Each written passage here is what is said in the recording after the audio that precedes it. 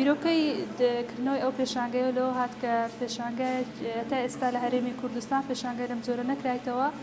لەبەر ئەوەی کێشەی اقتصادی کە ڕووی لە هەرێمی کوردستان کردووە وای کردووە کە کەمترین چالاکی پرۆژە لەلایەن ڕێکخراوەکانی کۆمەڵگەی مەدەنی پێشکەش بکرێن لەو بوارە ئەو پێشانگای ئێمە تایبەتە بە عرضکردنی ئەفکارەکان بیرۆکەی نوێ لە مجتەمەع تا ئێستا کەس ئەنجامی نەدابی.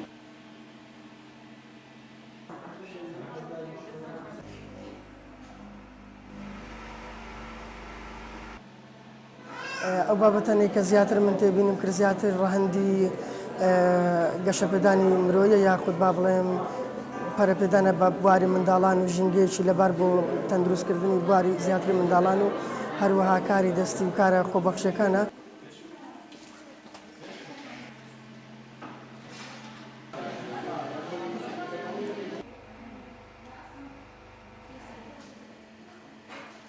نزیکەی 52 بیرۆکەی داهێنەرانەمان خستێتە ڕوو لەو پێشەنگایەدا ئەمە شەر خودی خۆی دلیلە لەسەر ئەوەی کەوا کۆمەڵگەی کوردی خاوەن بیرۆکەی داهێنەرانەیە.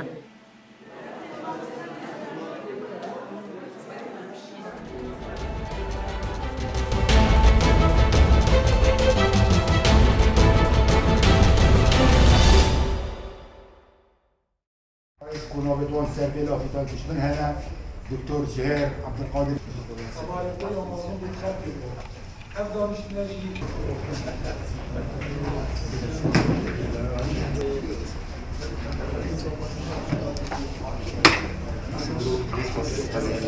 اسبوم ترکیه خود میکر ازرا خود میکر اری چاو ام جراکادی دوکیت خوب این پیش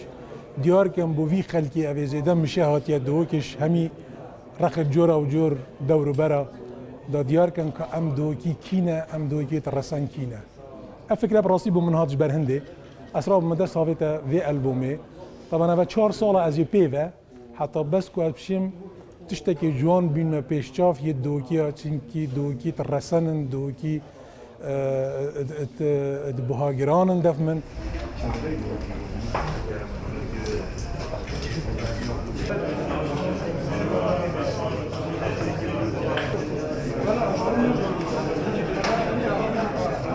خوشحالي نبرو كي جديدة ميدا كو دكتور زهير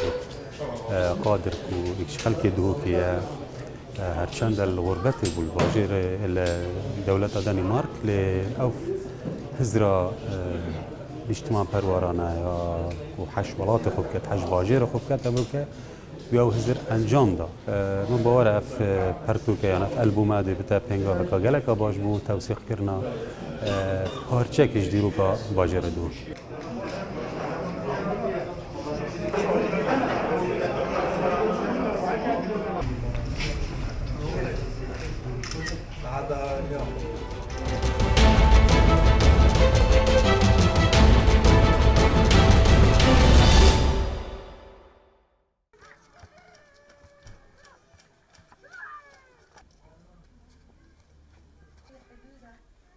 والله نها کس بیش متا ما پیویجی چند اشتیاه همیاش بر سرمایه چونکو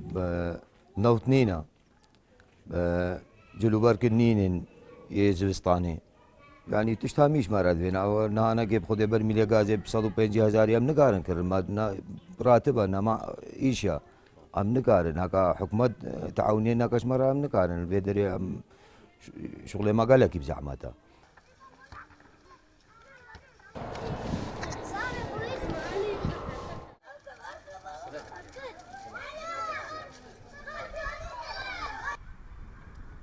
شنقال نعم شلون شنقال جي هكا داعش بعاج بدورو برير بعاج بفتكا ما جنينا شلون كمان نينا ديسا وين امايجي ويران كان يفقدت في درياتنا باج بس افصال تشتغلين نا شغل او مواد مرات في جرقو بركو مرات في